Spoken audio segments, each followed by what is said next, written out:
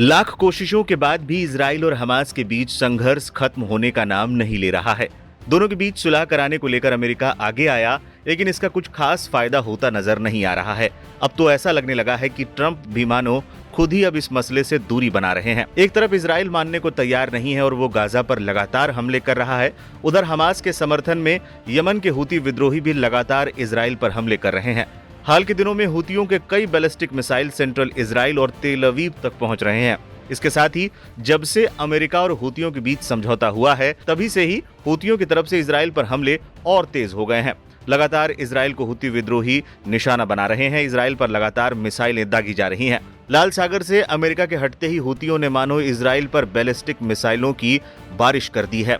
इस दौरान एक वीडियो भी सामने आया जिसमें एक हूती मिसाइल इजराइल के घर पर गिरा है। इसके अलावा तेल अवीव के ऊपर भी मिसाइलें देखी गईं।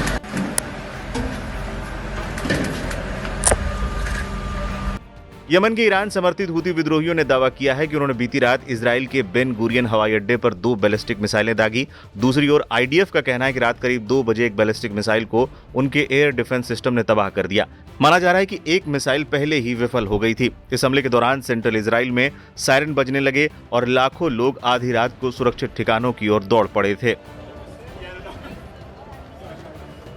इससे पहले बेन गुरियन एयरपोर्ट पर हमले को लेकर हूती प्रवक्ता ने ऑपरेशन की सफलता की घोषणा करते हुए एक वीडियो संदेश जारी किया था। वीडियो संदेश में हूती प्रवक्ता याह्या सारी ने कहा था, हमने हाइपरसोनिक बैलिस्टिक मिसाइल का इस्तेमाल करके बेन गुरियन हवाई अड्डे को निशाना बनाकर एक बड़ा सैन्य अभियान चलाया।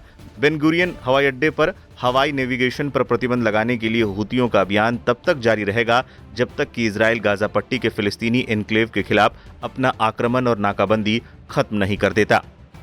इस बीच इजराइल ने अपने सैन्य हमले को और बढ़ा दिया है और बमबारी तेज कर दी है, जिससे पिछले 72 घंटों में सैकड़ों फिलिस्तीनी मारे गए हैं। इससे पहले इजराइल ने यमन के सना एयरपोर्ट और अल हौदिया एयरपोर्ट पर भी ताबड़तोड़ हमले किए थे। दावा किया जा रहा है कि इन तमाम हमलों के बाद हूतियों ने भी हमले तेज कर दिए हैं। रिपोर्ट के अनुसार 18 मार्च से अब तक हूतियों ने इजराइल पर कम से कम 34 बैलिस्टिक मिसाइलें दागी हैं। खासतौर पर इजराइल पर सबसे हालिया हमला अमेरिकी राष्ट्रपति ट्रंप के मध्य पूर्व यात्रा के दौरान हुआ। हूतियों के साथ युद्ध विराम समझौते पर हस्ताक्षर करने के बाद ट्रंप ने मिडिल ईस्ट का एक बड़ा दौरा किया। इस दौरान ट्रंप ने सऊदी अरब, कतर और यूएई से खरबों डॉलर के निवेश पर हस्ताक्षर भी किए हैं।